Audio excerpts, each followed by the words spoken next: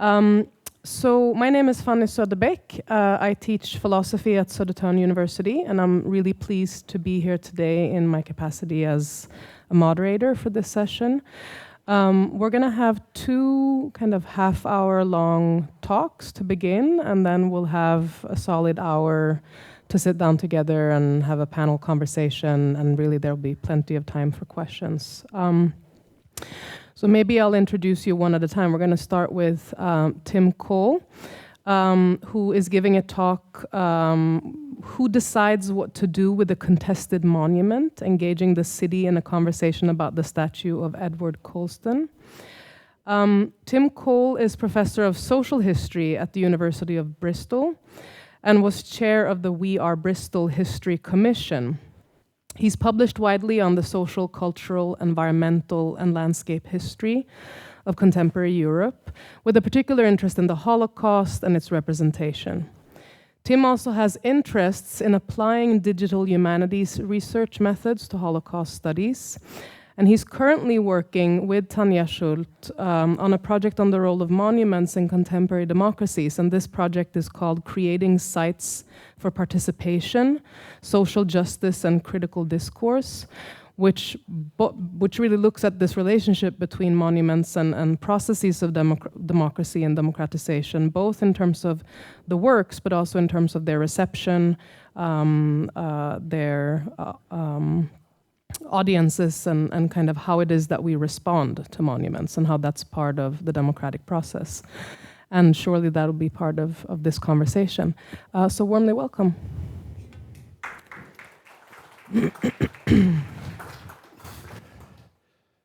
Great, thanks so much. So what I want to do is focus a little bit on the kind of processes that took place within Bristol after this statue famously was toppled in June 2020 in the aftermath of Black Lives Matter protests in the city. And I also want to think as well a little bit about some of the outputs, so partly about the processes, but in particular as well about what those processes then led to in terms of the kind of present and future status of this particular statue. What I should do is sketch in a little bit of background for you. So if I just give you a sort of very brief history of the statue. It's a late 19th century statue. So this is the inauguration in 1895, November the 13th. The day significant because it's the day that's associated with this guy, Edward Colston, a 17th century merchant, who was famous in the city for his philanthropy, but is much more well known now for his critical role within the transatlantic slave economy. What happens when Colston dies is he leaves money both in London and Bristol. And interestingly, in Bristol, there's the emergence of a series of 3 charitable organizations in the early 19th century that form around Colston as a kind of iconic figure within the city, and are largely responsible for the creation of this statue in the late 19th century, more than 150 years after the death of Colston himself. It's a period of considerable statue building in the city. There's a statue built right next door in 1894 to Edmund Burke, which begets a new statue to Edward Colston in 1895. And I think the proximity of the two statues is quite important. It's certainly seen as important by Sally Morgan, who suggests that what happens within the city is essentially a city elite that focuses around its 2 heroes. On the left, the hero of liberal politics and of nonconformist religion, and also of manufacturing in the south of the river. And on the right, the hero of conservative politics, of the Anglican Church, the High Church, and of mercantile wealth in the north of the city. But I think the reality is a little bit more complex, because looking into the newspapers from the time, what you see is that Edward Colston is being spoken of as the perfect companion piece to this other statue. And actually what seems to happen in the 1890s, in 1893, they first start calling, a guy called Arrowsmith starts calling for this statue to be inaugurated and erected. What you seem to find within the city is that the city elite start to focus on Colston as their common shared hero, whether their wealth has been made from manufacturing or mercantile trade, Colston becomes the kind of character who they can ally behind as a sort of philanthropic capitalist, as the kind of ultimate example of trickle-down economics at a time where the great threat is perceived to be socialist politics, and in particular the labour movement within the city. So at this point in the late 19th century, Colston in some ways offers the alternative to socialism. Rather than progressive taxation, he's the rich guy who gives a bit of money away, and so he becomes a really important figure, I think, within the city in the late 19th century. And this statue is erected very much to the kind of heroic philanthropist in the city. In the late 19th century, the story of Colston then is one of very much a benefactor, of a philanthropist, and it's really only in the 20th century that his role within transatlantic slavery starts to come to the fore. First of all, in a number of books that are published in the 1930s, 20s and 1930s within the city. Increasingly, in the post-war period, starts to be talked about a little bit more, but I think the big shift takes place in the 1990s, that it's really as late as the 1990s that, in a sense, this statue acquires a new set of meanings which are really fundamentally about transatlantic slavery. And a critical intervention is in 1998. It comes after a period of increased focus on Colston, and there's a moment in 1998 where the words "F off slave trader" are spray painted in red paint onto the plinth of the Colston statue, something that receives national newspaper coverage. This is the Times of London reporting on this, and it becomes a major event within local media. It's partly about the act of writing slave trader on the plinth, but it's particularly around the response of a black councillor in the city, a guy called Ray Sefia, who draws the analogy between having a statue of Hitler in the centre of the city and having a statue of Colston. So Colston becomes seen as the kind of Bristol equivalent of a German city in the 1990s, having a statue of Hitler in the centre of the city. The sense that this is an unthinkable insertion upon the landscape, with an interesting, I think, analogy drawn between the Holocaust and slavery in this particular moment of time as well in the 1990s. And this causes a real kind of storm within the media. And so what I think is important is that whilst the statue's toppled in 2020, there's this longer running story of criticism of the presence of the statue in the city that really starts to pick up speed in 1990s, in particular the late 1990s. And I'll just show you a couple of examples. What you start to get is in particular artists who are creating a series of interventions. This is a photographic piece by Hugh Locke, who is interested in thinking about wealth and where the wealth of Colston came from 2006. This is from 2017 by the street artist Will Coles. Bristol has a biennial street art festival, Upfest. Will Coles is invited to the street art festival, and what he comes with is a series of unauthorized heritage plaques, which he starts to fix up across the city, including on the plinth of the Colston statue, renaming Bristol capital of the Atlantic slave trade between 1730 and 1745. And in particular, he's really struck by the fact that whilst the Colston statue stands in the city, there's no memorial to the victims of slavery. And so he starts to kind of, in a sense, make that absence present on the plinth of the statue. Just a couple more examples. This is a work by a guerrilla knitter, Faith M., who creates a set of shackles for Colston. And this is one of the things that I've been interested in a little bit, is that I think initially a lot of the targeting is on the plinth. So initially it's a kind of glossing of the plinth. In a sense, it's saying on the plinth what isn't said, which is that Colston was a slave trader and not just a philanthropist. But there's an increasing targeting of the statue itself and a spray painting of the face, white, or attaching of blood, red paint to, or in this case, a set of shackles to the statue, that there's a kind of drawing attention to this other history through artistic interventions. Culminating, I think, in this piece, which is a really interesting piece from 2018 on World Slavery Day, which repositions the statue where Colston suddenly becomes the master of a slave ship. So drawing upon the very famous print of one of the British slave ships that is then etched out through concrete and casts onto the pavement and draws connections between historic and modern day slavery. And this piece stays in the city for months. It's a piece that generally what you find is the city council, moves kind of rubs off the graffiti very quickly, or leaves the shackles for a little bit longer. But this is a piece that stays. And I think it's interesting in 2018, there's a sense that the city council doesn't quite know what to do with this statue, and in a sense is starting to tolerate a series of guerrilla interventions. Long story short, we can talk more about this. There's an attempt to retain and explain, which I guess is a common UK government strategy, and you see in other cities as well, which is to create a plaque which contextualizes the statue and offers a little bit more detail about Konstens' role within transatlantic slave economy.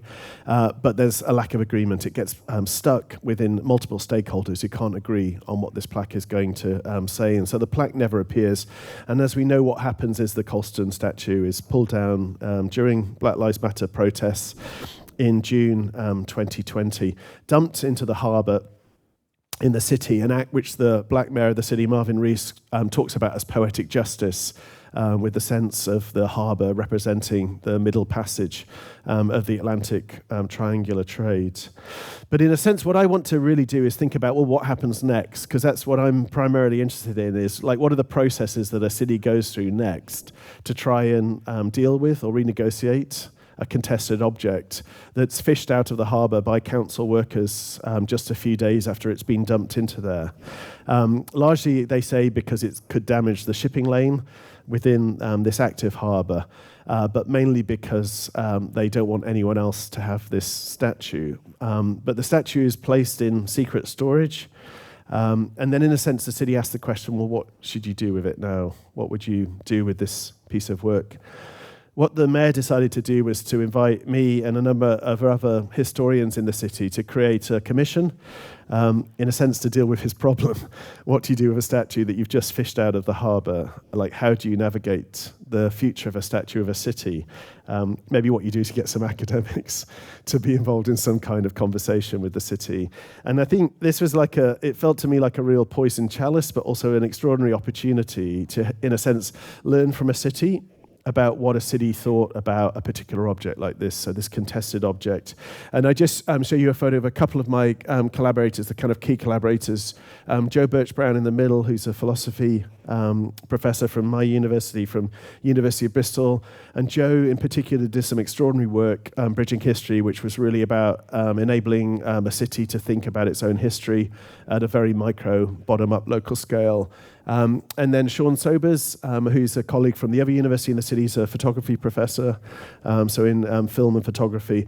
And Sean was really critical in working with the museum, and I'll talk a bit more about that process now. So we were asked by the mayor to try and engage the city in a conversation about the statue and a conversation about Bristol's history, and in particular the legacies of transatlantic slavery within the city. And what was interesting, I think, about the process was that we felt that one of the things that would be good to do was to work with the local museum to co-curate a temporary display of the statue, to create, in a sense, the museum almost as a conversation space. So I think one of the kind of challenges is how do we have conversations as cities or as societies? Like, what are the places that are available for us for public discourse and for kinds of thoughtful conversation where we don't just kind of shout at each other and we don't just say what we think, but we also listen to someone else who thinks differently. And we were quite interested in the potential of the museum as a sort of democratic space. So to reimagine the museum as a kind of space for having difficult conversations around an object that had caused a lot of anxiety within the city, that had this contested history over at least 3 decades, but had a kind of particularly contested history after its toppling. I think because of the nature of the toppling, because it was a toppling that was done during protest and was done illegally, there was a lot of ill feeling within the city and a lot of tension within the city. And so we were interested in working with the museum to think about how can a museum be a space where you can have serious conversations. And so what we did was we created a small temporary exhibition in a gallery in the museum that overlooked the harbour. So people could see the place where the statue was dumped. So just the windows up there overlook onto the harbour. And so we wanted, in some ways, to position the statue in its new temporary home in the museum with the place where it was finally dumped at the point where it was put in the harbour by protesters. And we wanted to give some basic information about the events of that day. So beginning, in a sense, with the present and what happened in June 2020. But also to give a little bit of the history of the statue, a little bit of its art history with the sculptor John Cassidy, a little bit of history about Colston, in particular his role within transatlantic slavery, but most critically to involve the city in an opportunity to use the museum as a space to have conversation. And so one of the things that we did, and this is something that Joe really worked on, just above the statue you can see some text. We had a rotating screening of text that we took from emails sent to the museum once it was publicly released that the museum now had the statue in its temporary care. And those emails were both emails of people saying like it should go back on the plinth, or people saying it should stay in a museum, or saying this was a terrible thing or a fantastic thing. And what we did was we tried to create, in almost a kind of fictionalized sense from all of these emails, a conversation that was happening in the city, and that we wanted then to happen within the gallery space.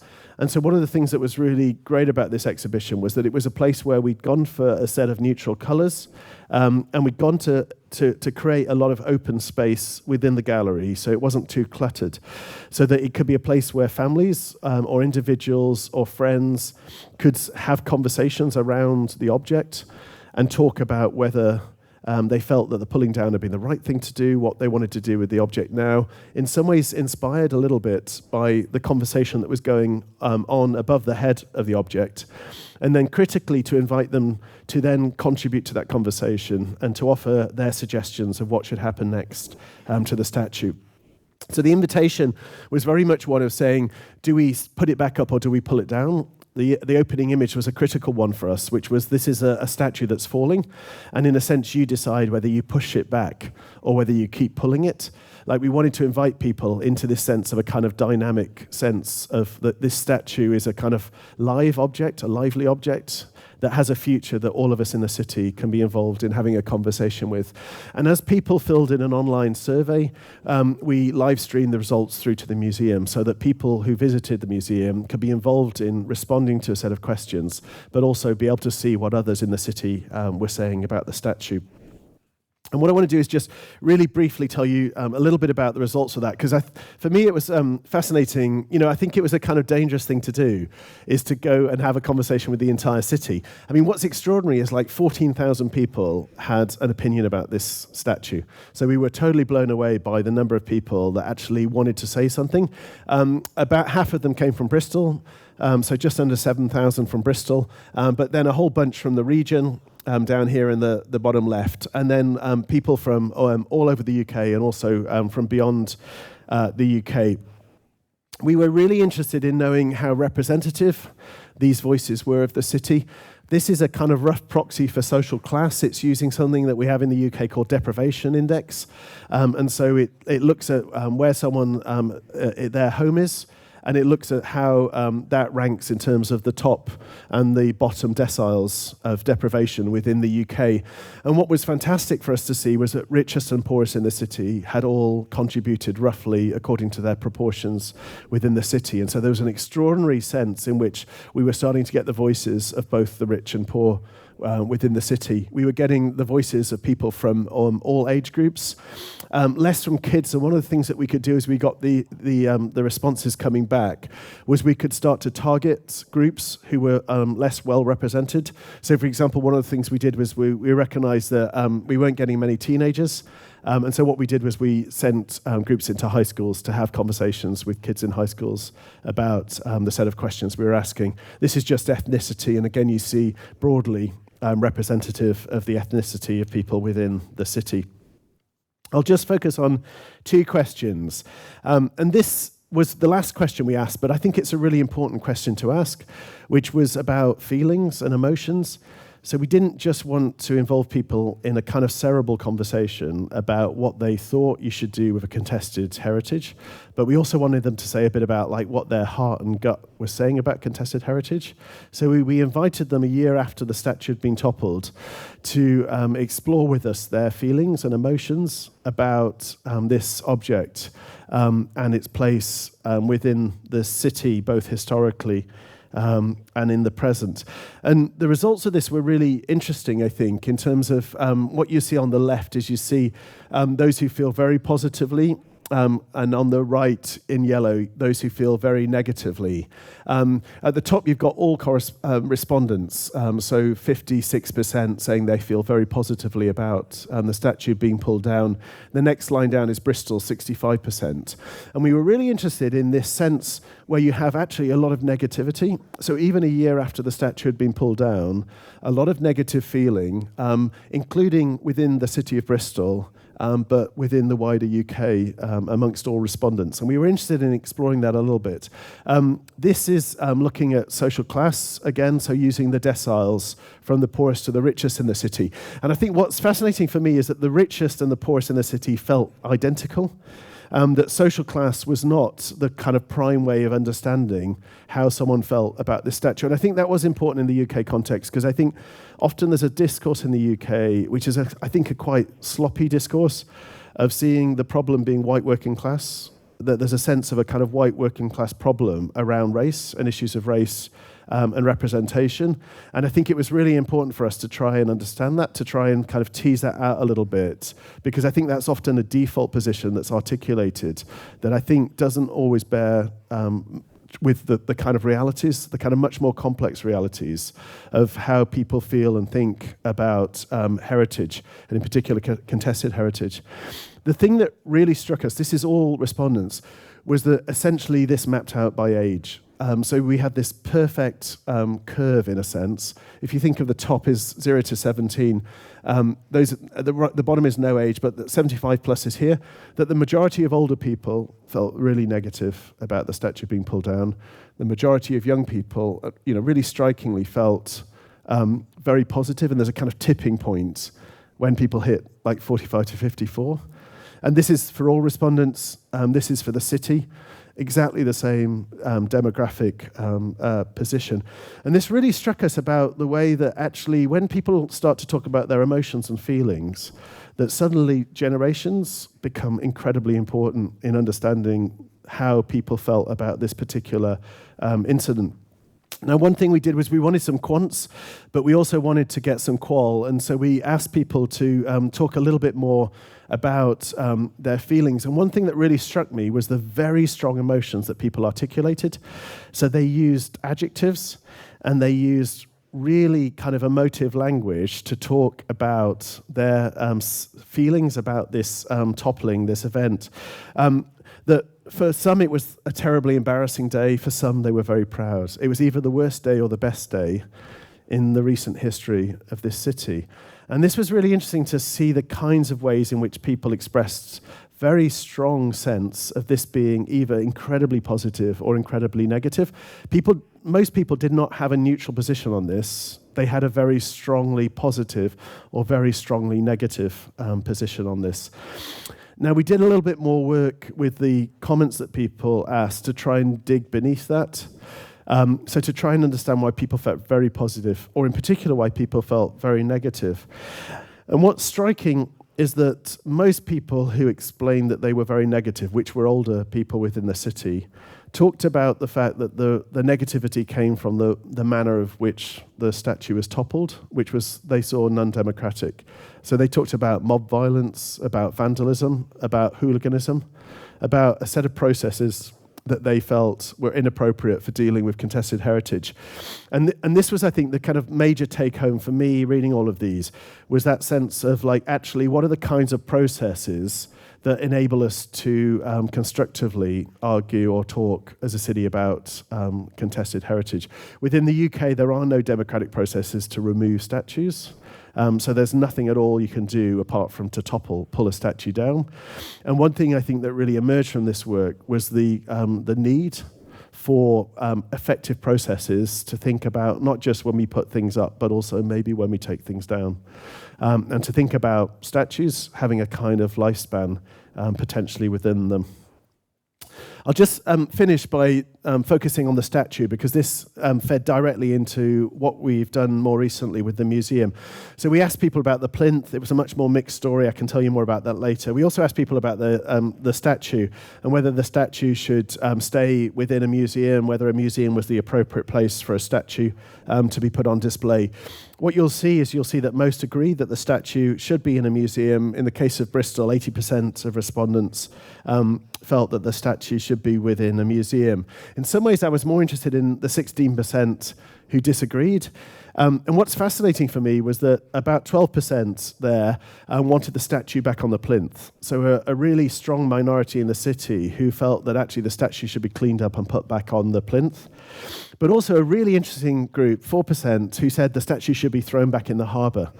They had a problem with a museum as a space because a museum gives a kind of authority to an object. And so they felt that actually what should happen to this statue is that it should be thrown back in the harbour, and that actually the council had done the wrong thing by taking it from the harbour and putting it temporarily within the collection of the museum. And I was really interested in that, in thinking about how we work with those kinds of minority voices within potential museum display. Because I guess for me, thinking about a conversation with the city, what was important was that conversation with the city was hearing voices that I didn't necessarily want to hear, as well as voices that I did want to hear. And in some ways to think about, is it possible to curate this object in a way that does justice to the 80%, but also does justice to the 16%, who might have very different attitudes towards this object? And I'll say something in closing about how we try to do that. Just in terms of social class again, because this is such a big, if you know much about the UK, social class is absolutely everything within the UK. It's the most important factor, I think, within understanding British society. What I think, again, was really interesting was that social class did not seem to be a prime determinant, again, in how people felt, but that the richest and the poorest largely felt the same about whether a museum was the place to put this statue. Just a few of the many thousands of comments that I read, and I thought were really interesting that actually partly what people talked about was the need for greater contextualization of contested heritage than is possible on a small plaque. That actually, one of the things that a museum offers is it offers a chance to contextualize contested heritage with the kind of nuance and sophistication that's necessary. But they also felt that there's something so different about a museum than the street. That monuments in the street have a kind of aura, and invite, in particular, a man on a pedestal invites a particular positionality that a museum, and in particular museum display, offers an alternative to. And one of the things that I think was really striking was that people felt and recognized, and I was really struck by this. I think what really struck me was the kind of sophistication in terms of museology that you find within a conversation with the city about museums, which is that people recognize that display practices matter, that it's really different having the statue lying down with the graffiti than it is having the statue cleaned up and standing up. Within a museum, that says two different things, and it positions you as a viewer in a very particular way. I mean, what was interesting was that 5-1 people said, actually, let's leave it on the ground. That's where it needs to be. So what we did was we made a whole series of recommendations. These are just the first three as a history commission, because we felt very much that what we were engaged in doing was having a conversation with the city. But then in some ways what we should do is then report that conversation with the city back to elected officials, because we felt very strongly that it should be elected officials who make the final decision about the statue's future, rather than us as a kind of city elite of academics. Like, we felt that we were much more about mediating the voices of those in the city and then offering something to the city council to then vote on. And so we made a set of recommendations, in particular that the statue should be within the museum on permanent display, that the graffiti should be preserved and the brokenness of the statue should be preserved because it had a historic value, and that the display should be lying down and with a kind of richer context. But the other thing that we did was we also did a lot of media, local media. And in particular, one thing that we were really concerned about was that the report that we wrote wouldn't just be for city officials and be a kind of set of stats. I mean, we did write an executive summary and a set of proposals for city officials. But actually what we wanted the report to do And what we wanted to do in the media that we did was to enable the city to hear the voices of the city, including the full variety of voices of the city. And one thing, I think a lot of this comes from the kind of work I've done in oral history. Like, I think within oral history, there's a strong sense in which, as an oral historian, you have a kind of real respect for the voice of someone that you're speaking to. And in some ways, you feel like you want to represent their voice fairly within the work that you do. And this felt true to me here of this report, that this report needed to represent the multiple voices of the city, including the voices of those who might be seen as coming close to racism, and the voices of those who might be seen as coming close to kind of encouraging violence within the city, and to try and in some ways represent the variety of positions within the city. So not to silence any voice, but to write a report that genuinely, in a sense, held a mirror up to the city and said, this is what we as a city feel and think about this statue. Lots of those comments really struck me. I think this is one that really struck me because it was quite clear that the statue should go in a museum. That was definitely something that the city wanted. But I was really struck by this comment and other comments like this about, but what does it mean for a statue to be in a museum? And how do you put a statue in a museum in a way that doesn't damage a set of individuals for whom that is still a really reprehensible thing, or a thing that kind of has a violence attached to it?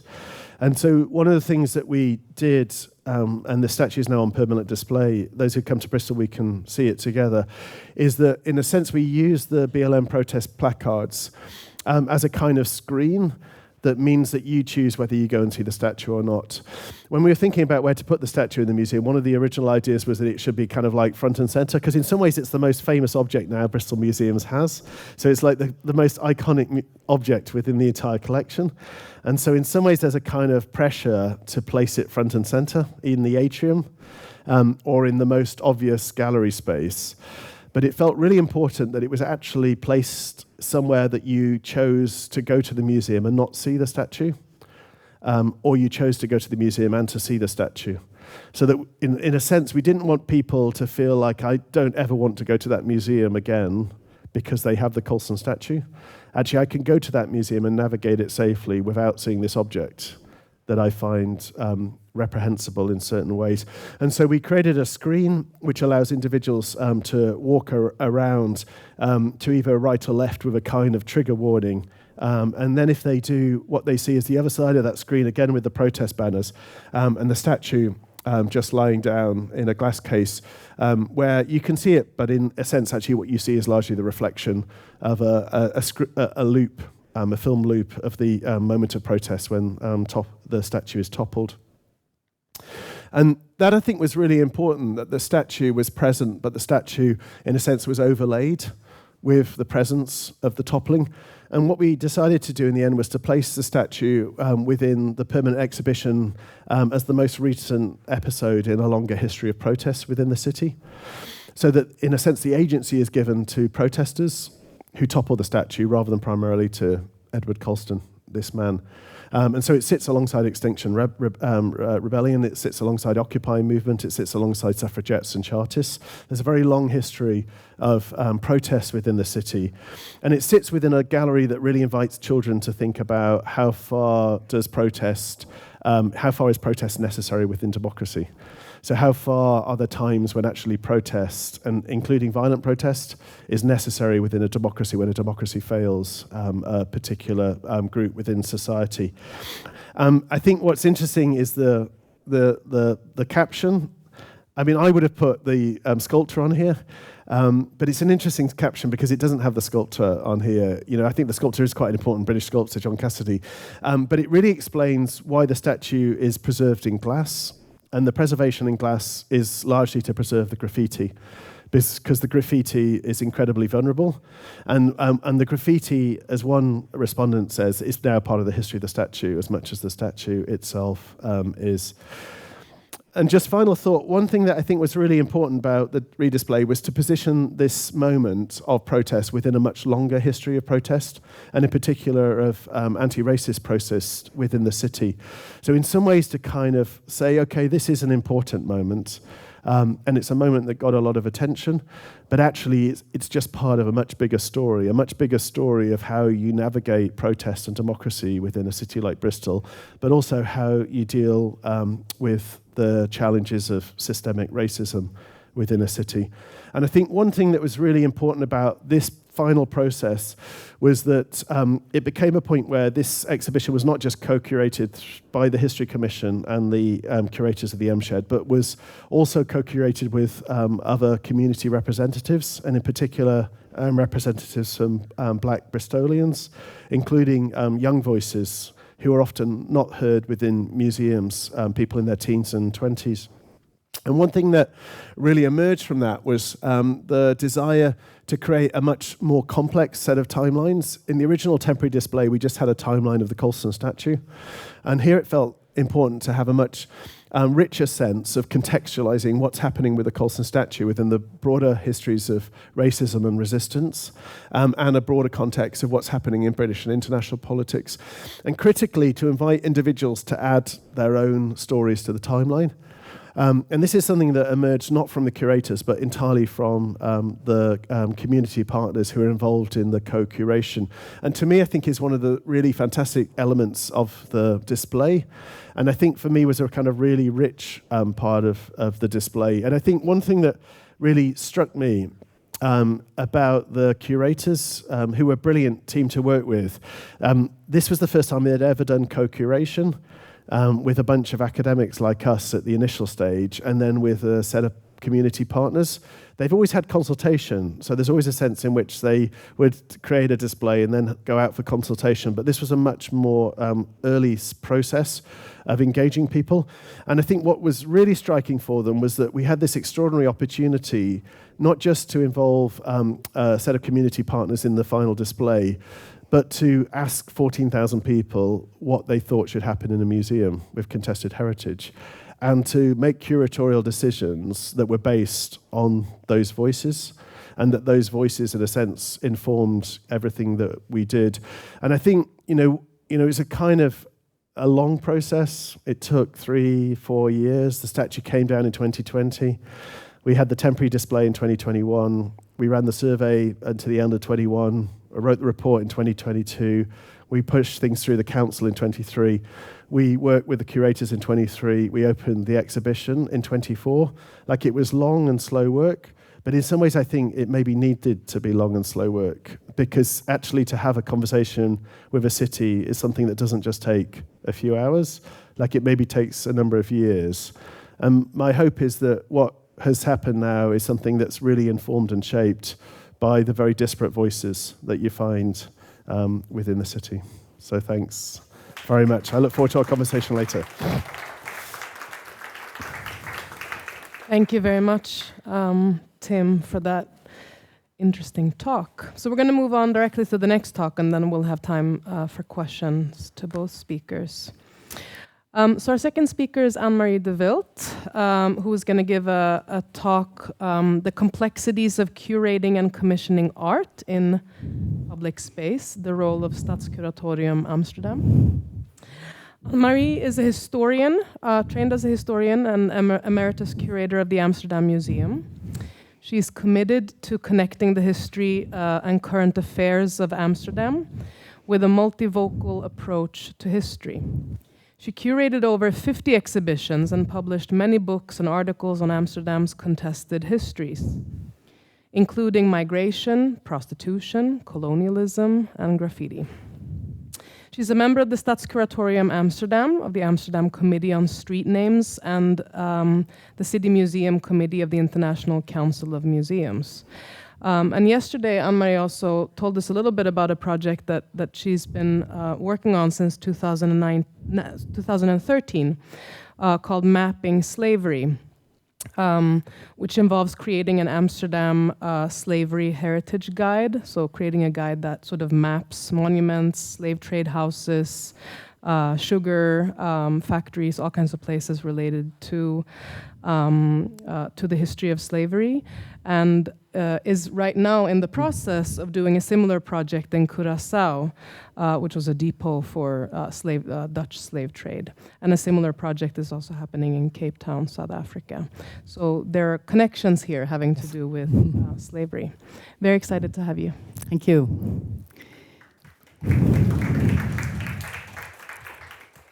Oh.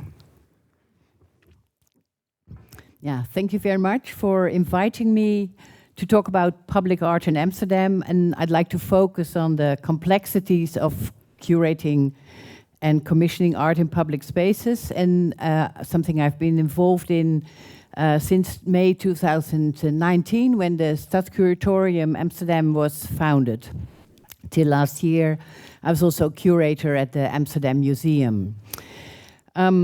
Public spaces, as I've discovered, present even more complexities than working in a museum. They involve even more numerous stakeholders, potential conflicts, competing historical narratives, and the challenge of curating truly inclusive spaces. I will talk about how Stadscuratorium developed, and I will focus also as a reaction to Tim on how Amsterdam deals with inclusivity in public space and participation in the creation of artworks and monuments. And I also like to take the opportunity of showing you around. I'll zoom out a bit more on many locations of monuments in Amsterdam. Talk about the establishment of the Stadscuratorium started around 2015-16 in response to various tensions and conflicts surrounding public art. I became part of the debate because at that time I was one of the curators of this exhibition in the Amsterdam Museum on exhibition on graffiti. And during that time, the city faced significant debates about gentrification, such as the protest around this Slangenpand, the snake house, right in the center of Amsterdam. Squatters were moved out, and the protesters highlight concerns over the increased sanitization of the city that was making way for commercial spaces and expensive housing. But interestingly enough, the debate also centered on this mural or other murals as city heritage. And in a sense, we stimulated debate as a museum to move one part of the snake was painted on wood, and we moved it temporarily to the museum, to this exhibition. And yeah, because of this debate, graffiti, street art also were from the beginning explicitly included in the tasks of the city curatorium. Yeah, we all know public art is often contested. This was another contested artwork at the time, a work by Femke Schaap. She designed this artwork, these concrete blocks, and in the evening a video with water is being projected onto them. Yeah, it's a work that challenges the way we see our urban surroundings. The neighborhood was not very happy with it, and in the end, it never got realized in the intended space. Later, a few years later, with some intervention of Stadscuratorium, it found a place somewhere else. In a sense, this location is even better because underneath was also created a reservoir for rainwater, so it sort of connects underground and above ground. Another quite contested artwork, monument at that time was the Holocaust monument. It's one of the biggest monuments in Amsterdam. That absolutely makes sense because some 75% of the Amsterdam Jews did not survive the war, did not survive the Holocaust. And it would contain bricks, over 100,000 bricks with names of all the people, Jewish people, Sinti and Roma in the Netherlands, with their names, the dates of birth, and the date of death. But also here there were protests, various sorts of protests. Initially it would be close to the Auschwitz monument, and people felt it would be too close. some of these protests were also really not in my backyard. The city center of Amsterdam is quite dense, and people thought it was too big and didn't want it near their house. Also, that trees had to be cut. Well, it was, I mean, quite uncomfortable. There were also quite some accusations of anti-Semitism around it.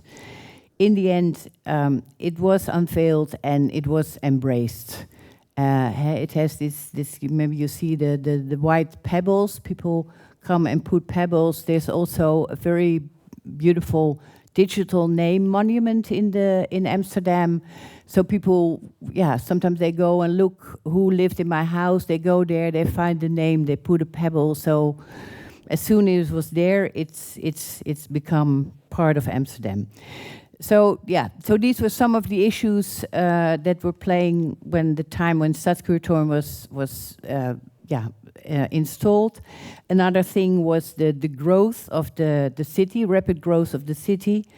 We're now almost 900,000. I think it's more or less like Stockholm. One of the other problems, and that's still true, is the decentralization of the city. It's 8 different city districts, and public art in public space is the responsibility of the city districts. All in all, we have over 1,600 artworks, and that's everything. Public art monuments. There are on the website. They're not very well documented, but most of them are placed on the website.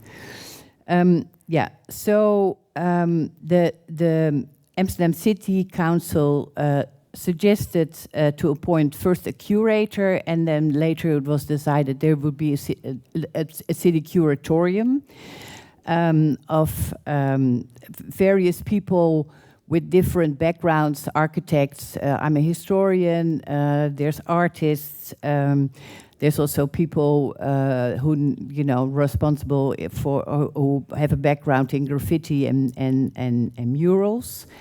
It's not a full-time job. We meet once every month and write advice in between, or sometimes we organize events or we write reports. So we advise the Amsterdam Municipal Executive, both formally and informally, on public art. And our aim is to foster innovative forms of commissioning, financing, preserving art, and looking at maintaining the public art character of the city spaces. It's a very complex field. Most of you who work in the field know how complex it is to deal with all these municipal bodies, independent advisory board bodies, and to find your way around it. We at Stadscuratorium, we do not commission artworks ourselves, but we advise usually during the process. So initiatives can come from the city districts, from the central city, but also from housing companies, from artists, groups of individuals, and we, so there come requests for advice come to us around new artworks, but also donations, replacements, or even artworks that have to go. So sometimes we do sit on art committees, but we're not curating ourselves. We also, in the course of those years, have written various reports on various subjects, on to have a percentage for new construction, to advise on the inventory of art in public space. This advice on inclusive public space, which I will tell a little bit more about. Essay on contested on contested sculptures. Sometimes, often, leading up to advice, we organize meetings with people, various stakeholders who are involved, in order to get input for the advice. As with many collections of public art, it's very varied collection. This is the first statue, the first statue still standing, of Rembrandt, quite late, 1852. We also have monuments for non-humans, such as this is one of my favorites. It's called For the Bees, and it's big tables, and actually there are actual beehives on the tables.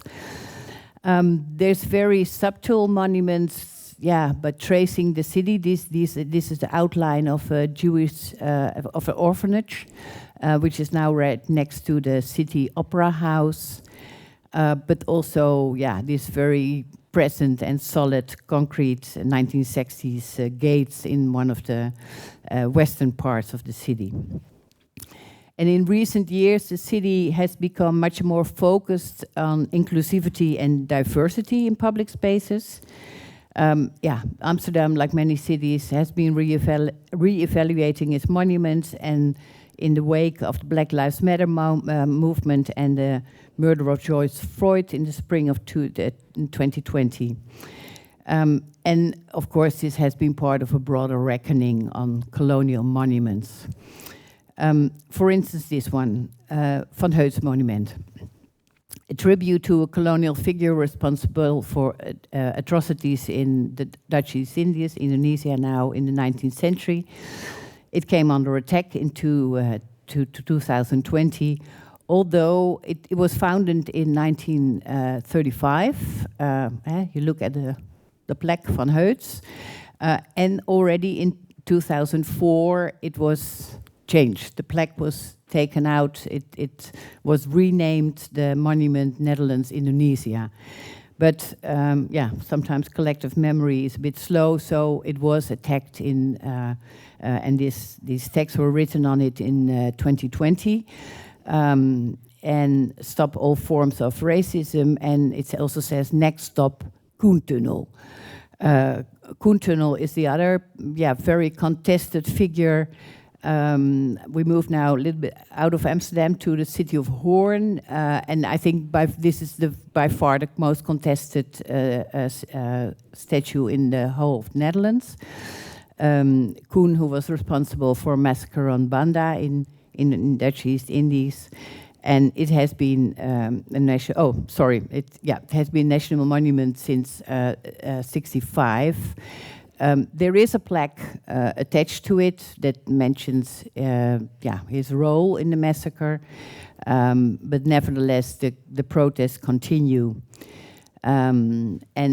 Also there's a lot of debate, and in the Netherlands, generally people think to contextualize statues is better than to remove them, but of course the visual strength of the statue is so much stronger than the words written on the plaque.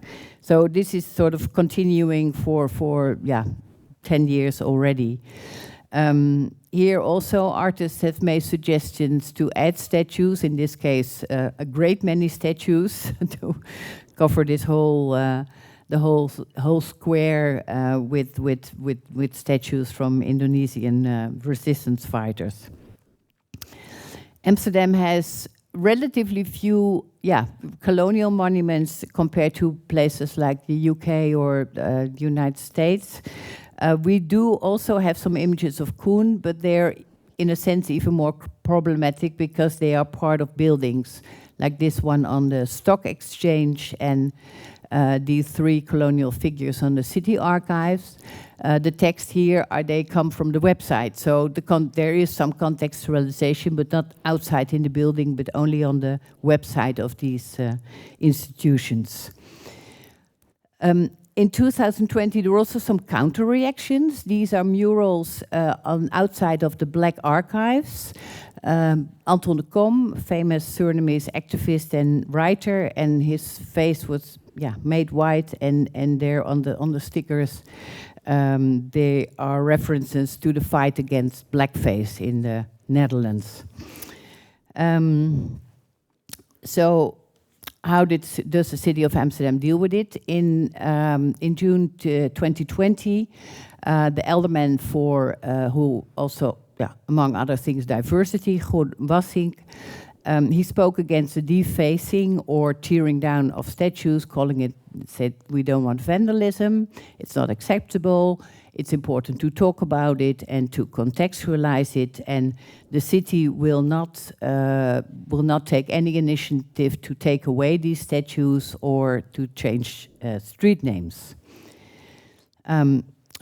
So no statues were taken away from this. Will topple down, not in Amsterdam, not in any other parts of the city. This was the only statue that was taken away in Amsterdam in recent years. The Van Tel monument outside the Olympic Stadium, 1928. There were a lot of debates around what to do with this statue. Clearly, the sculpture made more a reference to the Olympic greeting that, came to be popular at that time. Also, from her background, she has social democrat background, and clearly not. But it was very difficult. The present owners of the Olympic Stadium said we just don't want the statue outside, and so finally it was moved inside. So this is now this is where it stands now. Unfortunately, not contextualized. We keep pressing them. Tell a story, and. But I hope that will happen someday. And this is another one. It's not a statue, but that's also something that was an object that was taken out from its public function. It's the Dutch Golden Coach. I know it we had an exhibition in the Amsterdam Museum centering around, also the colonial image on side of the coach, had these black bodies from Indonesia, Caribbean, bringing the goods to the white woman on the throne representing the Netherlands. At the end of the exhibition, the king announced that he would stop using it as a ceremonial vehicle, so it's retired. Back to Amsterdam, back to the City Council. On July 2020, the City Council passed a motion which requested to, so this was just after the alderman had said we're not going to take down any statue, but let's add them, add more statues, more street names, new street names to better represent Amsterdam's history. With special attention to cultural diversity, migration, LGBTQ, and women. July 1st is a very symbolic date because it's the date when it's the abolition, this commemoration of abolition of slavery. So with women, so we organized various, I'll move back here. We organized various debates in that period. We talked to people, various organizations. We wrote an advice to the City Council saying, with the title, Practice What You Preach. Do I have to do something? Practice what you preach, because in a sense it's inevitable if you decide that old statues will stay. There's always be an imbalance between the collection that's already there and the changing population of the city and the changing feelings about representation. So in recent years, women, in a sense, are catching up. There's more women artists. There's also more women being represented in public space, like this one, this statue of a sex worker in the Amsterdam red light district. Sometimes not recognizable as women, but celebrating women or honoring women in a sense, as this monument for architect Cole Mulder, who was very important in, coming up with the plans for the expansion of the city of Amsterdam. And she had this very, quite abstract, but anyhow, dedicated to a woman. But in general, the number of statues dedicated to men far outweighs those dedicated to women. In our report to the city, we also stress that inclusivity is not just about representation, it's also about open and transparent procedures, about helping people find their way in the complexities of monument building, and to think about diverse ways of commemorating and representing. And of course also about the choice of artists. Some of the groups that are mentioned are specifically already present in a sense in Amsterdam public space. I think this is one of the first. We called Homo Monument, Gay Monument in Amsterdam from 87. In its visual language, it very much refers to the persecution of gay men during the Second World War. But in its everyday life, it's a stage for various for a lot of different celebrations, protests, and throughout the whole LGBTQ+ community. Another important monument that came there after a lot of fighting. And as we all know, to create a monument takes time, takes money, takes convincing people. But in 2002, already this national monument for slavery past was created in the Oosterpark in Amsterdam. This is also on July 1st the site for commemoration. And I took this photo a few years ago. I'm always very moved in the days leading up to the commemoration. People start like dressing up the statues. It's sort of, getting them ready for the celebration, for the commemoration. In the advice to the city, we also, about the inclusive public space, we also mentioned how important this this continuous storytelling about monuments. We live in a city with a very fast changing population, very cosmopolitan, increasingly international. And when I made an exhibition last year about this statue, it's a memorial for Kerwin Lucas, a 15-year-old boy from Curaçao who was killed by a racist skinhead in 1983. And I realized that to a younger generation, they were totally ignorant of the murder that shocked my generation. This is the unveiling of the monument with the artist Nelson Carrillo, who's also from Curaçao. And so in a sense, these kind of commemoration here, it explicitly mentions, come and commemorate together with the activists from the 1980s and the people from now. So, I mean, these monuments can really help, retelling these stories in the city. Anton de Kom, I already mentioned him as a mural on the Black Lives Archives, Black Archives building. Inclusivity in public art is not only about representation, but also about participation of residents and communities. And sometimes it's difficult to find a balance. In our advice on inclusive public space, we stress the need to give artists the necessary space to use their input to create artistically layered monuments. In most cases, it's a committee that's with stakeholders from the neighborhood, city officials that's created to actually commission and do the process and communicate with the artist. In this case, it was quite painful. The son of Anton de Kom was also part of the artist, some people from the neighborhood, and they decided that this design was the best to express the Anton de Kom. But there were lots of protests again around the unveiling. People said we don't want to naked statues. It's too close to slavery. And here the sign says that the genes of the slave masters are still alive. Now, after some 15 years, the statue seems to be, accepted and even loved by the neighborhood. But this was a very painful process.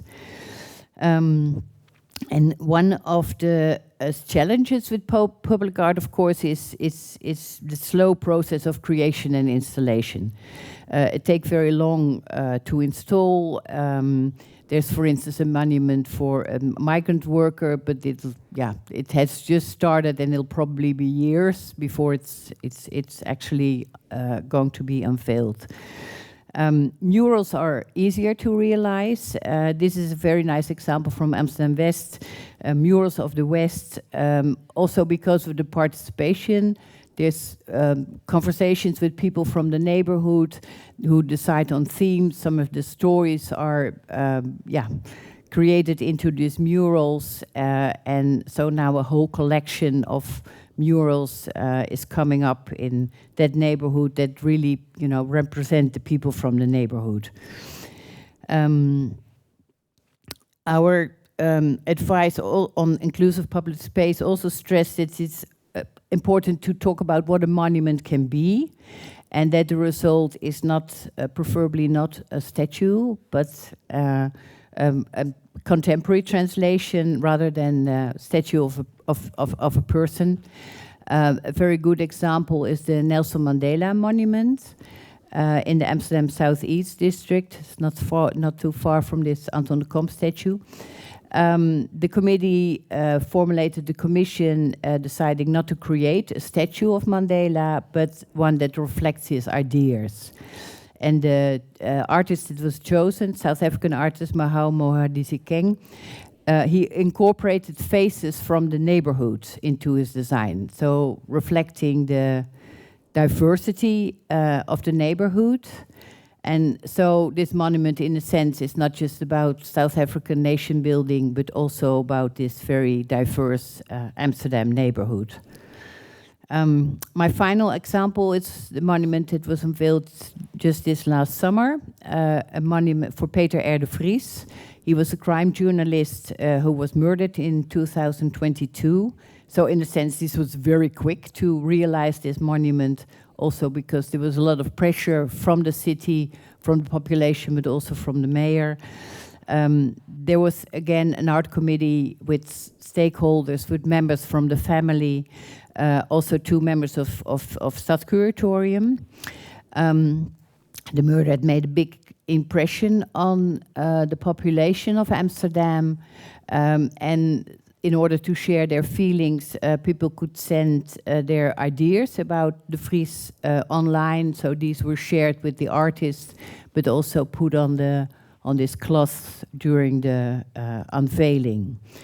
And then on the monument itself is a text, one of the last message he wrote to his children, but also to the world. And it's there in 40 languages, including Braille, so in a sense also reflecting the diversity of Amsterdam's population. Yeah, Amsterdam continues to grow and evolve, and so does its public art. There are, of course, still challenges in terms of inclusivity and participation, but projects like these Walls of the West and the Mandela Monument demonstrate that it can reflect more and more a diverse and multifaceted society.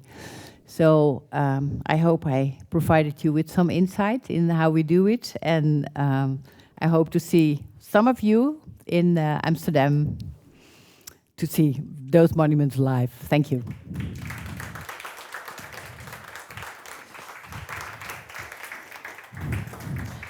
Okay, so let's sit together for the remainder of the time.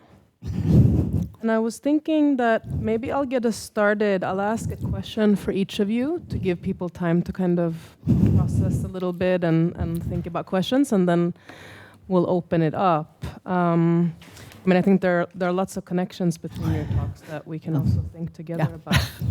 But maybe I'll just start with you, Tim, since you started. So I was curious to hear you say a little bit more about the evacuated space of where the sculpture was. So the plinth, which was obviously a space of political activism for quite some time, with the red chain and graffiti and then the various monuments that sort of got created around it. And now that the sculpture itself has been evacuated, I wonder if you can speak a little, and there's been this whole discussion about what happens to the sculpture, but you didn't say much about what happens to the space that was a space where democratic processes also were unfolding. Has there been a discussion about what to do with that space? And I also ask in the context that I know that in the early days, you know, the beginning of the conversation of what to do before it got pulled down, there was also discussion about adding a plaque that would speak more to, you know, his role in the slave trade. You mentioned that there was a discussion about maybe raising a monument over the slave trade, which was still missing in Bristol. So could you speak a bit more about that larger context in the aftermath of being toppled? Yeah, so that is one thing. I didn't have time to talk about it, but that's one thing we asked people explicitly. So we were really interested in asking people not just about the toppled figure, but also the plinth, the empty plinth, and what people wanted to do with that now. And it was interesting there was a much more divided response. So people were more kind of certain about the statue than they were about the plinth. Most people wanted a plaque, and so we recommended that be put in there, which would be a kind of factual plaque, in a sense, which would, if you walk through the city, you'd be like, oh, why is this plinth empty? That the plaque, in a sense, would explain why it's empty. So it would explain that on this date, the statue was pulled down. On this date, the statue had been put up. But that's currently got stuck in planning committee. So it's actually quite an interesting story, I think, of one of the things that we recommended that hasn't happened, and that there still remains a lot of contestation over the nature of what a plaque is and how many words to put on a plaque. You know, as a museum curator, you know about this, don't you? That like museum capture, it's like 50 words or something, isn't it? Yep.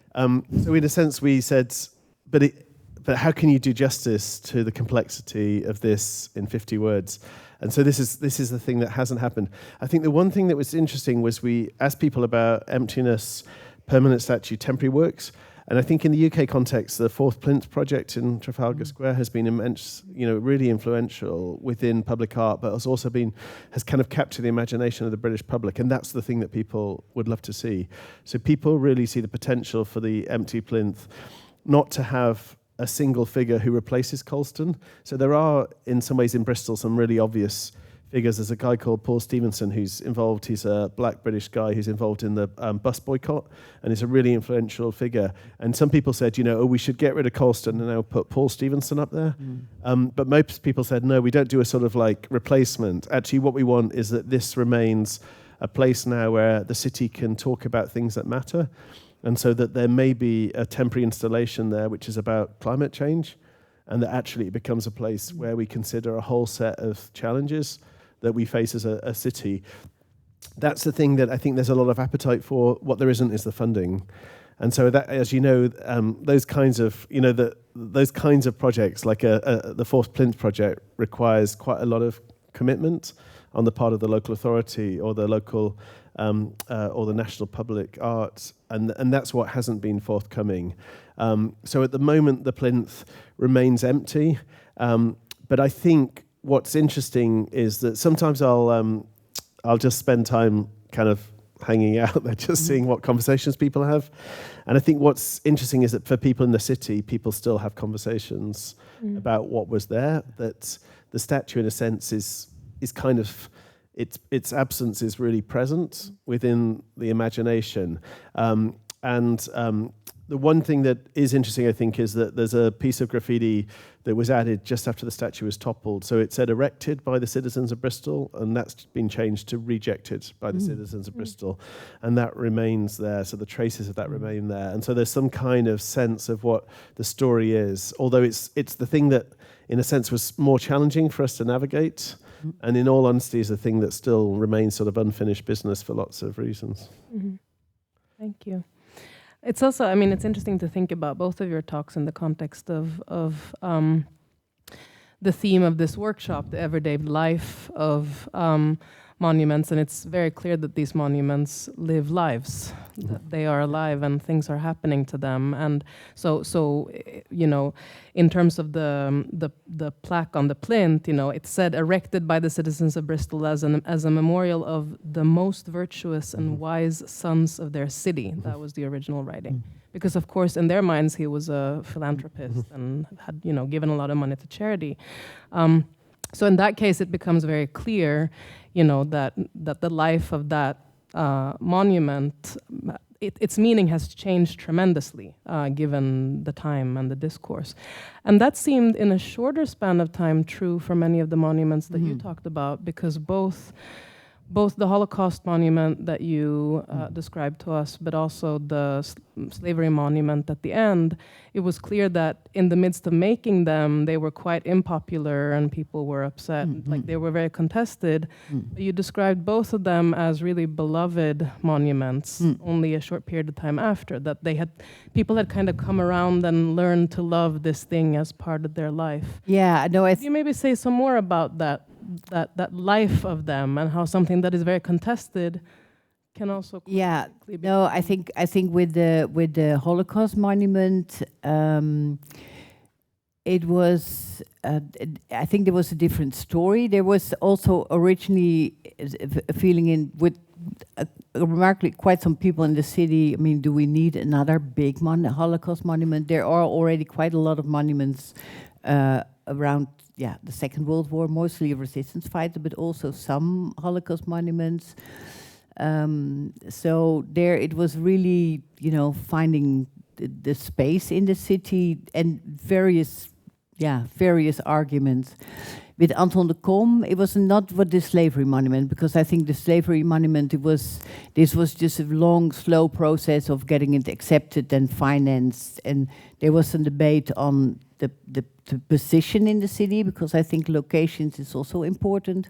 It's not right in the city center, but it's near a park where also this commemoration can take place. But there, a lot of people say, it's good that there is a national slavery monument, but it should be right in the center of the city.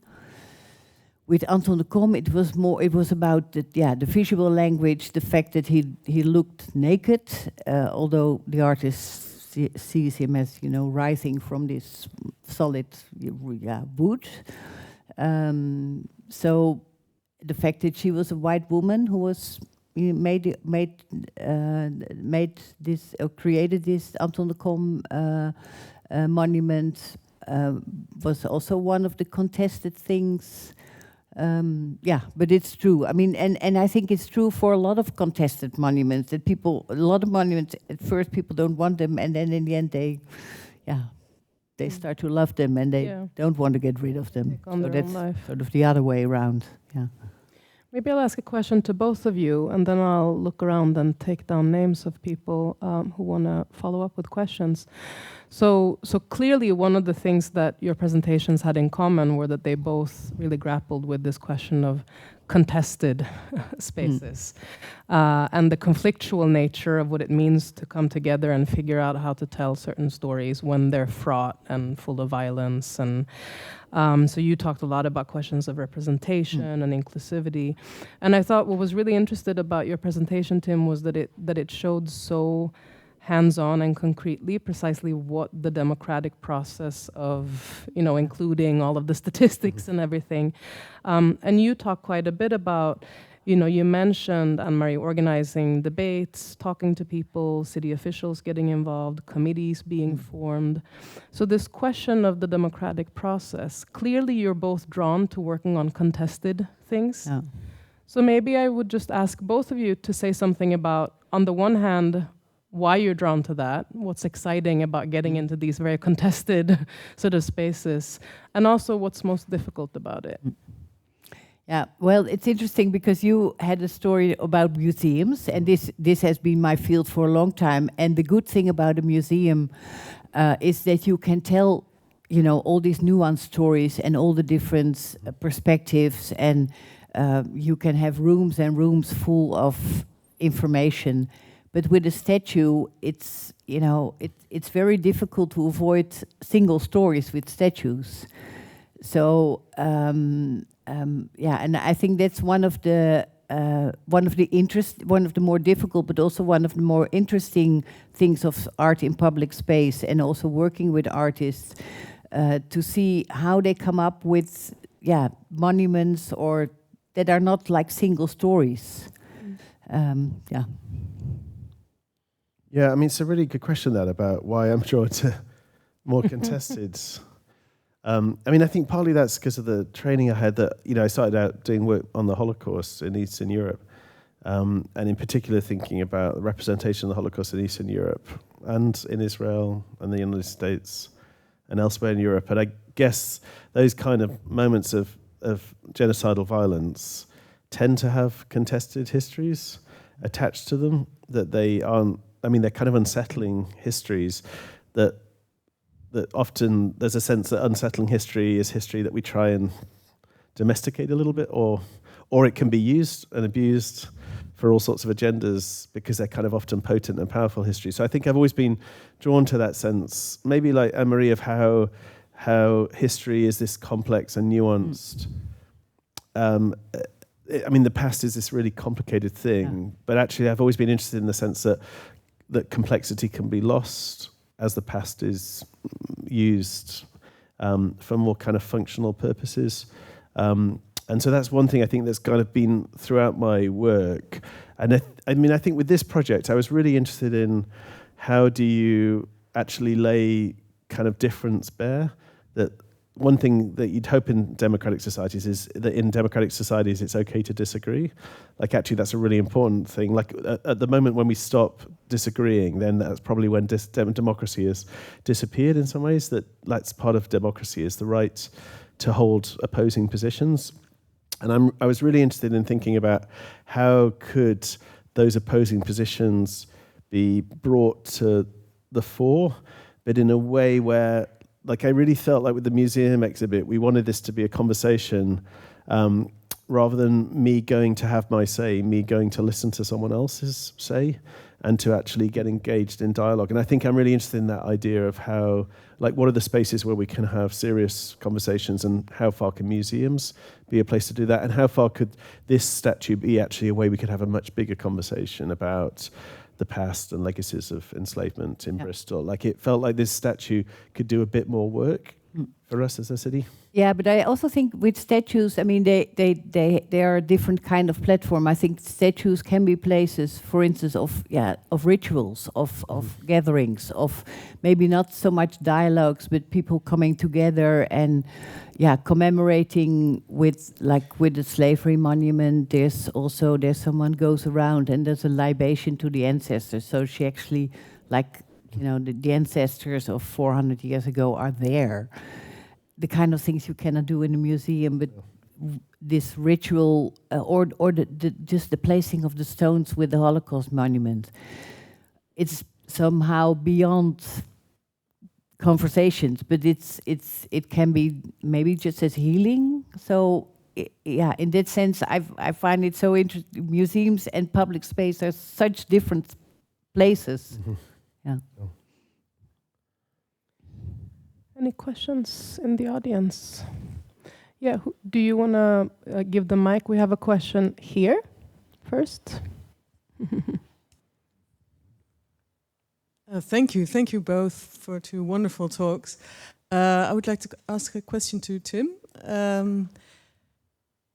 Fascinating to hear that the big difference in choice or feeling was actually age and not something else. So that's something I'm going to keep thinking about, but that's not what my question is about. It's about this shield of sort of demonstration boards, placards, I don't know what you call them. And I understand the museum put it up, especially after having read the comment of this man who said, I wouldn't feel welcome or I wouldn't want to go there. But on the other hand, does it not sort of take away from the possibility of an open conversation? Like you said, you wanted to stimulate this ongoing conversation, but this is very much giving a signal of one side of the conversation. If you understand what I mean? Yeah, I mean, I think in a sense, one of the reasons we wanted to do that, I think, was for two sides of the conversation. So, I said that 80% of the city said put it in a museum in a kind of unproblematic way. And then there was a disagreement about how to display it. But I think I was really interested in the 12% who said put it back on the plinth and the 4% who said put it back in the harbour. That for me, it was quite important to recognise those voices, because that's a significant minority. It's a minority view in the city, but it's a significant minority. So it felt important that those 16% felt welcome in the museum. And some people might not want to see it because they think it should be in the harbour, and some people might not want to see it because they think it should be back on the plinth. And that actually it felt important to recognise those voices. And so I felt like it was actually both sides. I mean, I was really struck by the quote I give you is a quote that really struck me. But I was also struck actually by a set of older voices who said, this was a shameful day for the city, this was mob violence, this was vandalism. And if you are going to put it in a museum, then you have to clean it up, because otherwise you're accepting criminality. And I was thinking, how do you take all of those voices together? Is there a curatorial strategy that allows us to enable those who do not want to see the statue again in its graffitied state, or again, full stop? How can we create a way that they can still feel part of the museum and part of that space? And so that was the kind of solution that we came up with. So I guess I'm always quite interested in minority voices as much as majority voices, like how you recognize minority voices and value those voices within, say, museums or the public space. Did you share the results of the survey in the museum? Yeah. So it's clear that there are minority voices and how minority they are. Yeah, there's a little bit of it shared. I mean, we shared it really widely through all the media we did, and then what we did was we produced the full reports online for everyone. We produced a smaller, short report. We produced a kind of more visual report. So we wanted everyone in the city to feel like they heard everything. And then there's a little bit of it referenced within the museum, just which shows the fact that actually as a city we don't all agree about this. Yeah. So that a year later we still didn't agree about this. So to try and show that this object remains contested, and even its presence in a museum is something that remains contested. That feels quite important. I suppose to me, I think, what's the role of minority voices within democracies? It feels like actually that's an important question to think about within public space and museums. I mean, given this question of the everyday life of the monument, but also this monument that is now the new monument in the museum, it will be interesting to redo the survey in, say, 10 years. And see how now that this has become the status quo. What has changed? There's a question there. Also, I also want to thank you both for really fascinating presentations, and there was even more correspondence that I had envisioned in advance. So thank you for that. And I think two things actually. One is this interesting discussion about what is the advantages of the museum space versus the monument, and I think you already unfolded it quite well, but in a way there's perhaps some other layers to this to add, because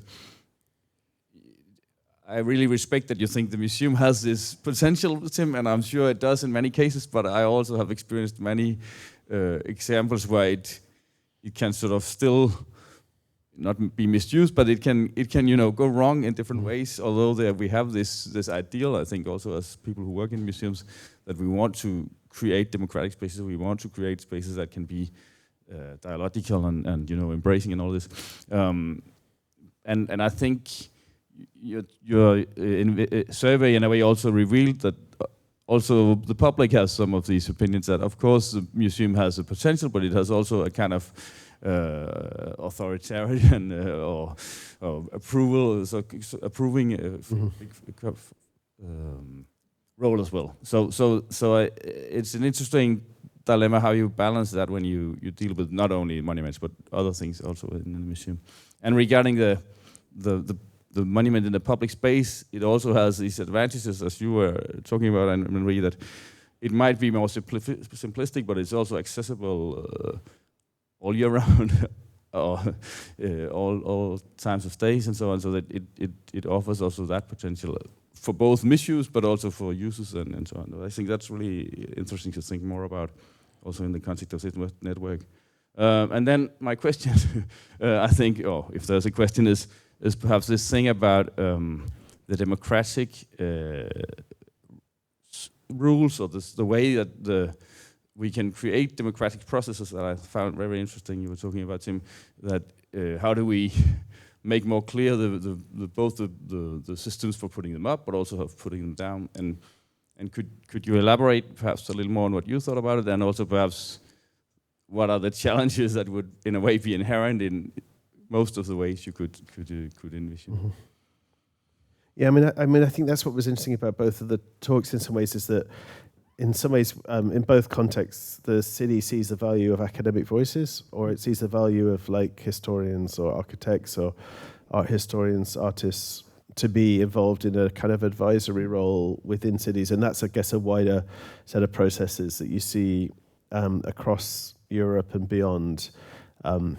I think the thing that interested me most about some comments were that people who said things like, the statue shouldn't have been pulled down by a bunch of people who came out from outside of Bristol and tore it down. It should be people in Bristol who decide, for example. People said things like that. A lot of them said this process that we're having now should have happened then. So actually this process of this kind of consultation, survey, conversation should have happened 3 years ago, and then could have been a way of actually having a conversation, a serious conversation about whether we then remove the statue from the plinth to a museum to tell a more complex story. And so I thought that was really interesting, that people valued the process. They valued the fact that they were being invited into a conversation and felt that that's the sort of thing that should happen. But I think the problem in the UK is that there's just no legal basis to do that. This is a listed statue. I mean, in other contexts, there is, I think, within the Spanish context. So Barcelona has been really interesting, I think, in taking down some of its statues and doing that in a much more kind of consensual way, almost as a celebration. And I think there's different models within Europe. But I think in the UK model is one that's very much framed around listed heritage should stay there forever, and it can be contextualized. Whereas there's a longer conversation we could have about that. I mean, I feel like some stuff should just go. Sometimes things should just go. I think, and now sometimes these days we when we give advice on installation of some statues, we actually say we allow it for like 10 years. Yeah, temporary. And after 10 years, re-evaluate. See if it does what you think it will do, and if it don't, liberate the space and give it to to new artwork, to a new monument. But I don't know if that's going to happen, but So we have a question down here, and then we'll get to you. Yes, hi. Thank you again for interesting talks. I was wondering if you think it's possible to make public art about historic people that have that are morally ambiguous, and if you think so, how?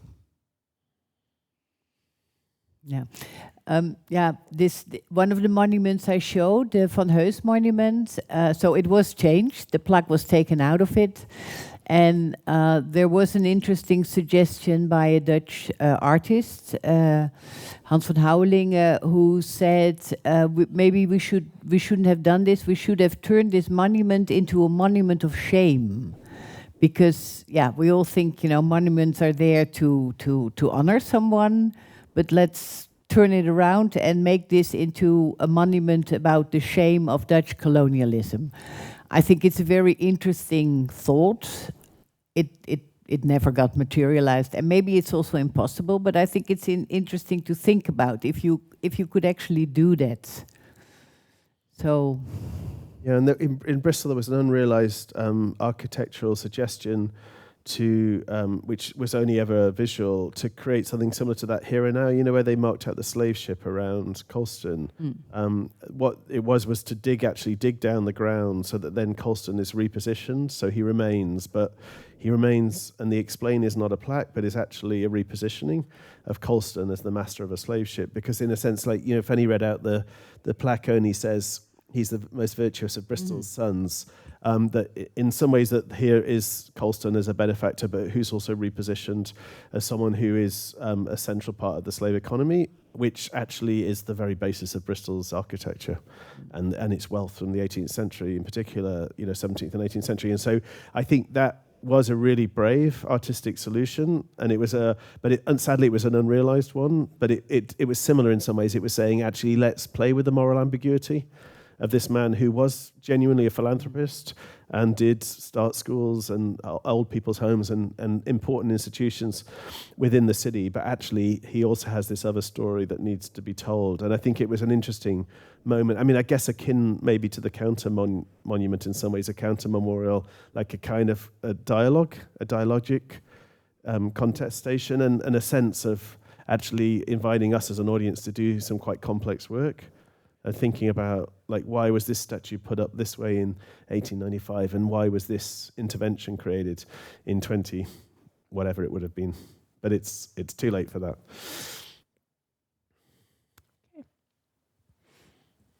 Thanks for your talks. I have something for kind of both of you to contemplate. And it comes from thinking about this for a long time. When I first started thinking about a book on monuments in 2006, I talked to a trusted older colleague about it, and she said, "Oh, don't work on monuments, that's a dead topic." And she was, I think, looking after me, and she might have been right that in 2006 it was a dead topic, but clearly people are working through things through monuments in a very vivid way. They're playing an important role, and I'd love to hear both of you just think through why they're playing such an important role now when they may not have been 20 years ago.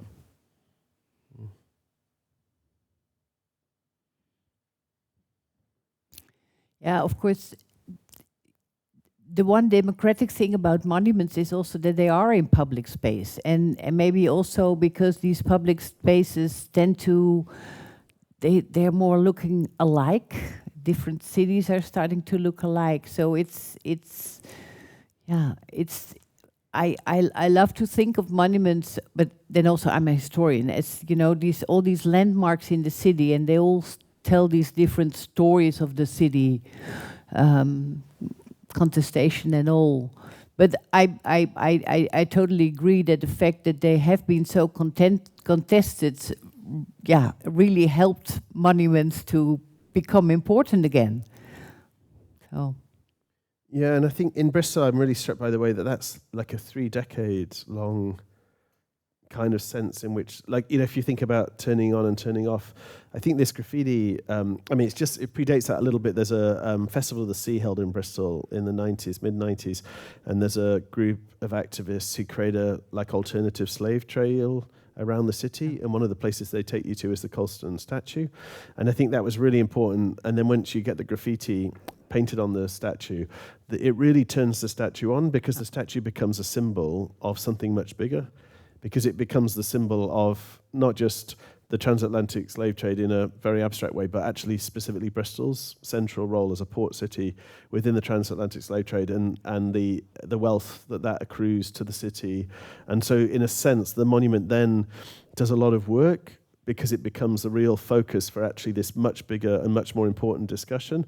And so I think that the monument is a kind of, it's like a visual shorthand. It's just a simple way, like the slave trade in Bristol was about far more than Colston. And actually, like most, he's involved in the kind of overseeing company within London, but actually it's houses scattered across the city that are much more intimately connected in some ways, because they are the owners who have plantations, within the West Indies. But it's all of that story starts to be explored through this monument. And so in some ways, I think the monument does a lot of work, actually, in the 90s, 2000s, 2010s, around this more difficult question of how far a city is based and grows up around the slave economy.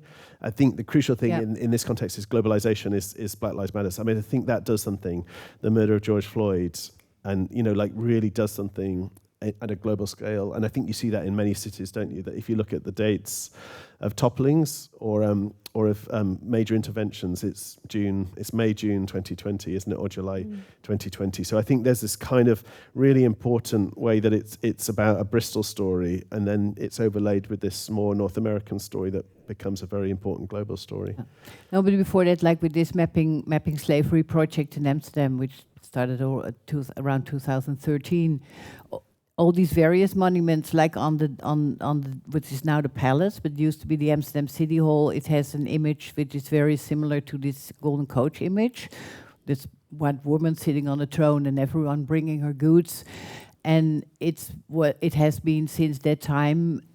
No one had noticed it. No one really saw it. It's quite up high, but since it become part of when we did the book, and there's the Black Heritage Tour, so now people know, and they've come to know us. So it's not just the monuments. I think it's a way of storytelling through the city and using these monuments as parts of the story. I wanted to actually ask both of you about this too, because of course in recent years, we've seen a lot of these topplings, and it's happening in the United States and here, and I think you're right to identify BLM as sort of the moment that has spurred that. But also in a European context, it really also seems to be a moment of this awareness that we have to start grappling, more with the colonial history, but specifically with slavery. Mm-hmm. When Annika and Rebecca organized a workshop here not long ago, there were people who talked about a monument underway in Lisbon to commemorate slavery, a monument in Paris, a monument in London, and here you are. Amsterdam seems to have been kind of ahead of its time a little bit with some of it, perhaps thanks to you. But we have in Europe, we have such a long and robust history of building monuments over the Holocaust, but less so on this particular and in many ways much longer history of Europe. So could you maybe speak a little bit about, since you're both working in the midst of that, like what are particular, because with so many of the monuments that were talked about at the previous workshop, it seems unclear if they'll even happen because they're so contested. So could you speak a bit about like what are particular challenges specifically with commemorating slavery in Europe through memorials? Now that we've done so much Holocaust. I think, well, it was in the Netherlands, it was the descendants of the enslaved who started to fight for a monument.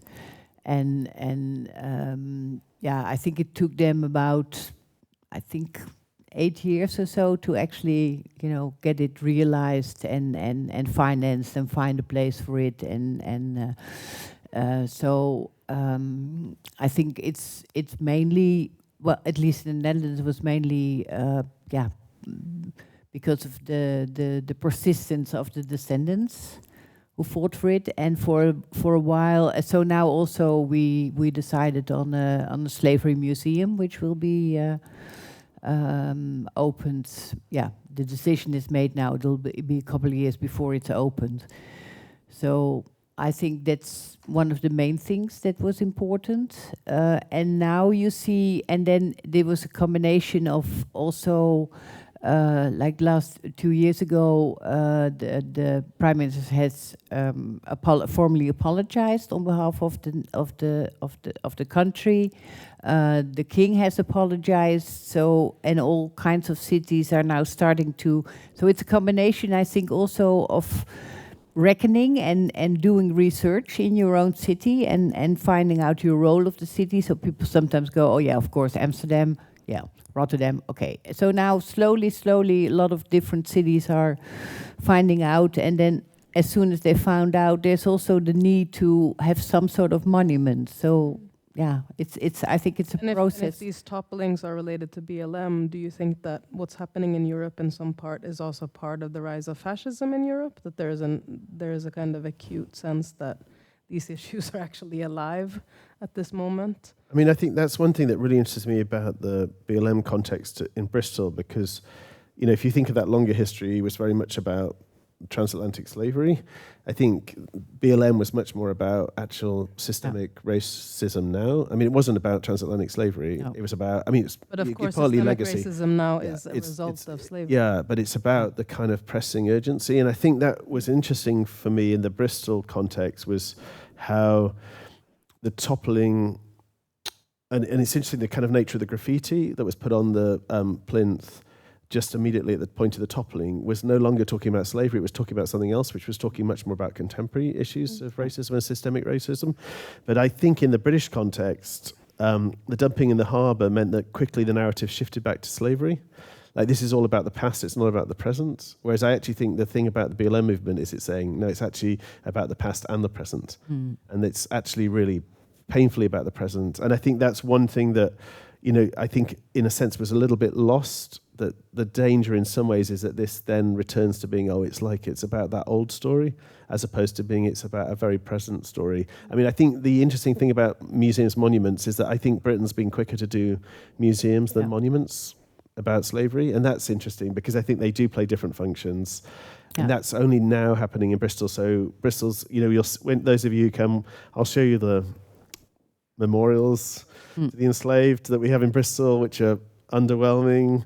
The thing that's happening now, in the sense we passed on to, was a legacy commission, which is largely black voices in the city, which is now going to start the long process of having a monument to the enslaved in Bristol, which has not been there ever yet. Bristol was the second most important port in the slave trade. It's really centrally involved.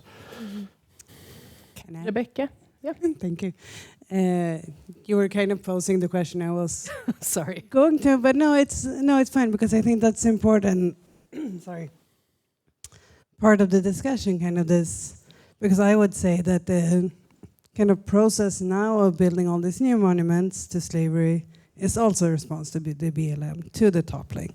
This is kind of direction, not to kind of struggle with structural racism, but to erect these monuments. And I think in Amsterdam it's such an interesting case because you had a monument very early on, 2002. I think it's one of the first in Europe. There's one in Nantes, which I think is from 2006 or something like that. But just this past year, they announced the Slave Memorial Year in the Netherlands. And when I heard the presentation of that, they said, this is because the monument failed. This is because? The monument failed. The monument was not enough. We erected this monument, but nothing happened. So now we have to make this memorial year instead. So would you talk about that, kind of the inherent failures of monuments, or possible failures? Yeah, no, it's an interesting. I don't think the monument failed. The monument is there and it functions during the commemoration, but the monument can solve systemic racism. And awareness of slavery past. So this is a slow process, and there's been a huge turn in the conscious fact that we were a nation of, the Netherlands was a nation of slave traders and slavery, which is now accepted and is part of the school books and everything, but that doesn't, there is still racism. So, there's a lot of things monuments can do, but they cannot solve everything. And I think this year of commemoration was also, this was around the apologies from the Prime Minister, from the King, so I think that's there was a big shift, but yeah. Yeah, and I think I was really conscious of the Bristol context, and the mayor talked a lot about this. He's one of the first black mayors in Europe, and he was conscious that actually there's a lot more going on in the city than just the Colson statue. That actually there's real kind of challenges in the city around equality, for different people from different ethnic groups. But I think symbols still matter. Like, structure matters. Like, of course, structure matters. Like, structure always matters. But I think symbols still matter. Like, what or who is represented in the streets matters as much as housing and job opportunities and education matter. Like, actually, the symbol still matters. And I think that was interesting in this work. There's that people recognise that actually there is that, like, to have someone like Colson on the street matters. To have a memorial to enslaved Africans matters as well. But actually what also really matters is fundamental questions about, access to education or access to healthcare, or kind of fundamental inequalities in society. But in a sense, that doesn't mean that the symbolic is insignificant. Actually, symbols may be the beginning of something. And I think one thing in the Bristol context that I think has been really positive about the ideas of creating a memorial for enslaved Africans is that this is coming from Black British Bristolians. But actually it's part of a bigger story of repair.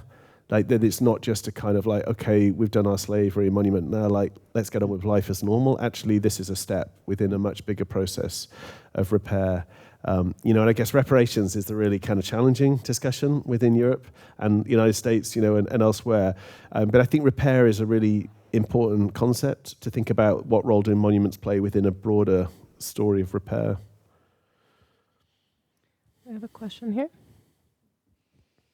Yeah, thank you. Speaking of monuments for enslaved people, Anna-Marie, could you please tell me more about the sex worker statue?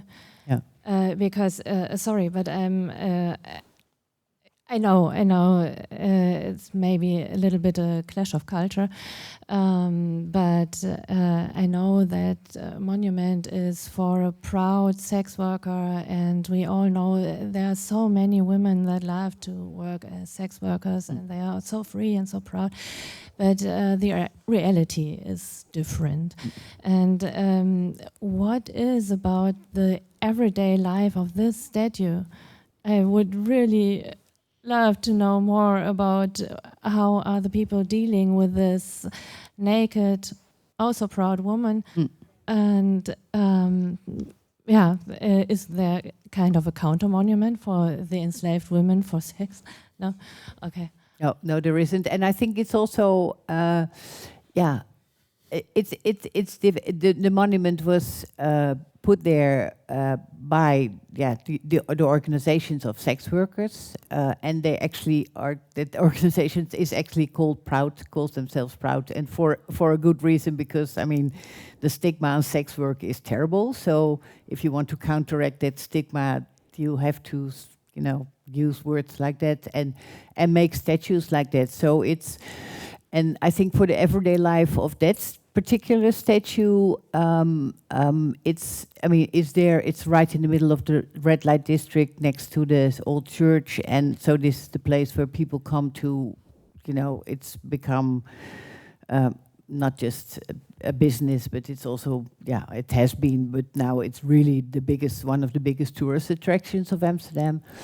It's also been used a lot for demonstrations of sex workers, and especially when there's some sort of violence against sex workers, this is where they, come together and commemorate. So it has all different functions, and I think they had the force and the possibility to create that statue.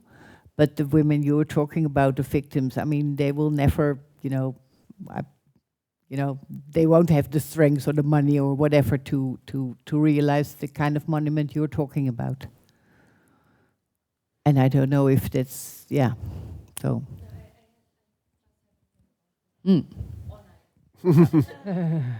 Not all night. We're running out of time. If there is one more question, we can squeeze it in if somebody has an urge.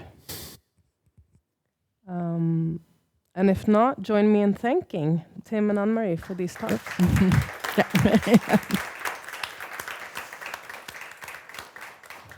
Thank you all. Do you want to say something at the end in terms of the rest of the evening, or? So it was really amazing, because I think if you think back about the overarching topic of our 2 days workshop, I think you both showed that you do democracy work. Democracy is under threat at the moment, but the work you are doing is both, I think, the contested. It's not that you are so very interested in contested things, but democracies are about a kind of evolution. I mean, we are hoping to get more just and more fair, and we have to deal with all these things we have inherited. So somehow we have to renegotiate them, and the monuments become catalysts. And it's very interesting that even maybe a failed monument can kick then very important processes. So these are tools. So this is where everyday life can be their failure, ending up at a museum, and then suddenly they become what you did, I think, in Bristol, Tim, was also an educational campaign, because you say 1 year later they remained the same, but I remember you presenting the results of these 14,000 voices that clearly show that more and more became fine, and also were more educated about the past, became aware of this past. Also, then you changed somehow by having this very sensitive and democratic procedure, the refiguring of what could be a proud Bristolian, right? I mean, it's maybe not in the slave trade, but maybe by reworking through this. And then the question of which Andy had, I mean, I think there's such a human wish to have some kind of figure of matter, manifestations in the public space, where we can renegotiate what we think, thinking of who we want to become, but and holding on to these physical representations. But they necessarily, in societies which so obviously have changed through migration, have different desires to fulfill. So I think it's not only that democracy needs to disagree, but it's good that they do and that you do this kind of work. But then we, of course, also need places where we can come together. And this is, of course, a question I'm very much interested in, how these different forms of monuments could look like, to contest, to question, to rethink, but maybe also places of peaceful coexistence or being together, and utopian visions, like democratic dreaming or something. So thank you very much also to Fanny, but to Anne-Marie and Tim, and again to Statens konstråd for hosting us. So thank you. Yeah. Thanks. Yeah.